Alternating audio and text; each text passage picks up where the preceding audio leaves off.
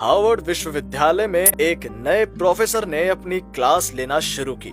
जिस समय वो पढ़ाने के लिए ब्लैक बोर्ड की ओर झुके, उनमें से एक छात्र जोर से सीटी मारता है। प्रोफेसर ने पीछे मुड़कर क्लासरूम की ओर देखा और पूछा, किसने मारी सीटी? किसी ने जवाब नहीं दिया, सब चुप हो गए। तब प्रोफेसर ने चुपचाप चौक को टेबल पर रख दिया और कहा, आज कोई लेक्चर नहीं होगा, लेकिन मैं आपको बाकी समय के लिए एक कहानी बताऊंगा। हर कोई दिलचस्पी लेकर बैठ गया। प्रोफेसर ने कहानी शुरू की। कल रात मैंने सोने की बहुत कोशिश की, पर नींद मेरी नजरों से ओझल थी। ऐसा लग रहा था कि ये नींद कुछ मील दूर है।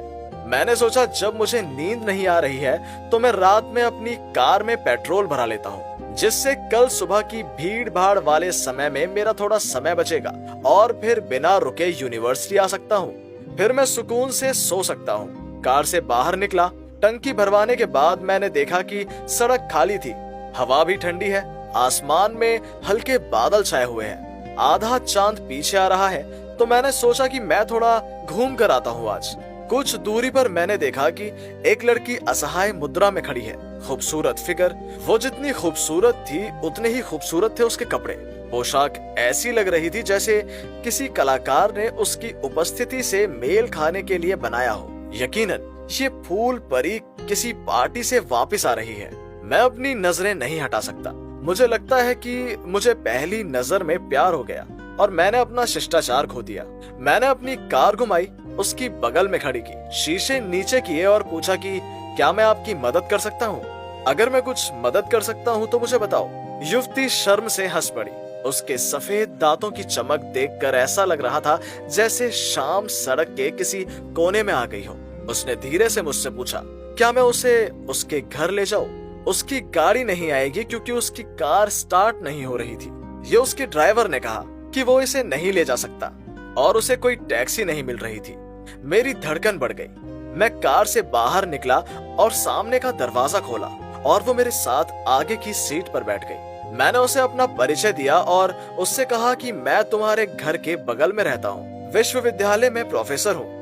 जब उसने अपना परिचय दिया तो हम बात करने लगे और हमें ये देखकर आश्चर्य हुआ कि वो बहुत बुद्धिमान है और किसी भी विषय पर चर्चा करें तो उन्हें इन सब का बहुत ज्ञान है।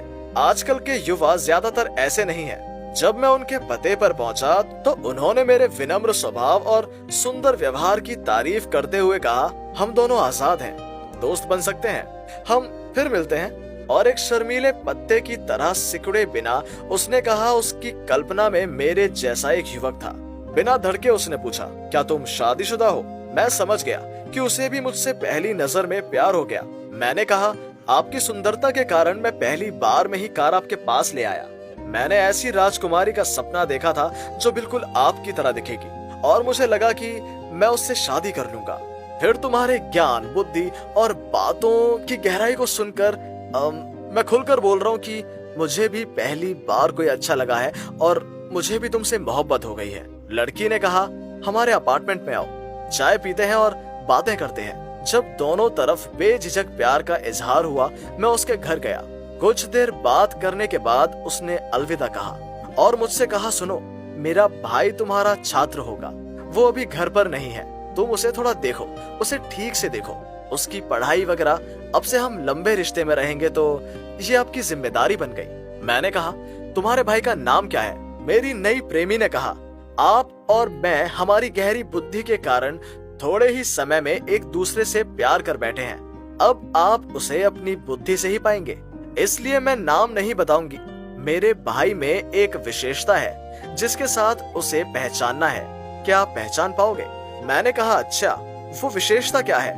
प्रेमी ने कहा, वो अक्सर अचानक सीटी बजाता है। सब छात्र चौंक गए और घूमकर उसे देखने लगे जिसने सीटी बजाई थी।